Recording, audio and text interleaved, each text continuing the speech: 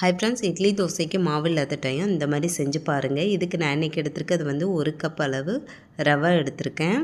வறுத்தது வறுக்காதது எது வேணாலும் சேர்த்துக்கலாம். இது கூடவே 1.5 கப் அளவு தண்ணி சேர்த்துட்டு ரவையை வந்து நல்லா ஊற வச்சுக்கலாம். அடுத்ததாக இன்னொரு பாத்திரத்தில் வந்து அதே கப்லேயே 1/2 கப் அளவு வெள்ளை அவல் எடுத்திருக்கேன். அவலில் வந்து ஏதாவது தூசு ஏதாவது இருக்கும், அதனால் 2 டைம் நல்லா கழுவிட்டு அதுக்கப்புறம் இதுலேயும் தண்ணி சேர்த்து ஒரு 2ஐயும் சேர்த்து 10-15 நிமிஷம் ஊற வச்சு எடுத்துக்கலாம். இப்போ வந்து அவல் நல்லா கழுவிட்டு அவல் வந்து முங்குற அளவுக்கு தண்ணி சேர்த்துக்கலாம். தண்ணி சேர்த்துட்டு இப்போ வந்து நல்லா ஊற வச்சுக்கலாம். இப்போ வந்து 10 நிமிஷம் கழித்து பார்க்கலாம். காலையில் டைமில் இது இந்த மாதிரி செஞ்சு பாருங்கள், டக்குன்னு ரெடி பண்ணிடலாம். இப்போ வந்து இது நல்லா ஊறி இருக்குது. இதை ஒரு மிக்ஸி ஜாருக்கு மாற்றிக்கிறேன்.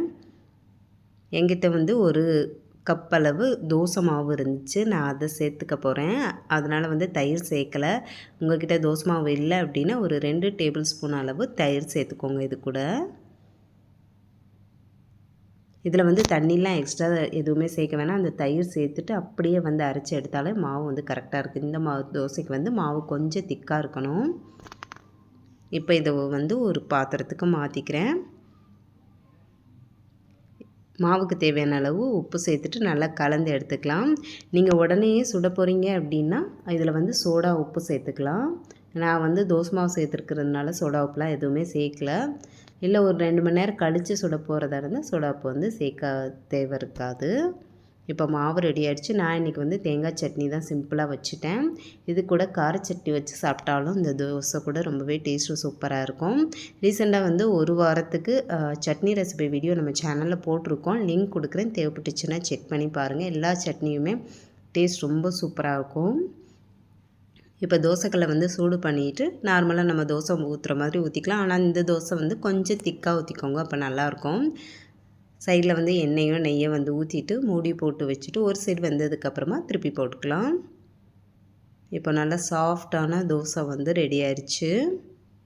இது சுட சுட வச்சு சாப்பிடுங்க, செம்ம டேஸ்ட்டாக இருக்கும்.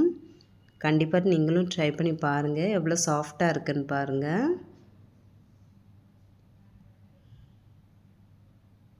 சாஃப்டான தோசை நீங்களும் செஞ்சு சாப்பிட்டு பார்த்துட்டு எப்படி இருக்குன்னு சொல்லிவிட்டு மறந்துடாமல் கமெண்ட்டில் சொல்லுங்கள். இந்த வீடியோ பிடிச்சிருந்துச்சின்னா லைக் பண்ணிக்கோங்க. இதுவரை நம்ம சேனலை சப்ஸ்கிரைப் பண்ணாமல் பார்த்துட்ருக்கீங்க அப்படின்னா மறந்துடாமல் சப்ஸ்கிரைப் பண்ணி சப்போர்ட் பண்ணுங்கள்.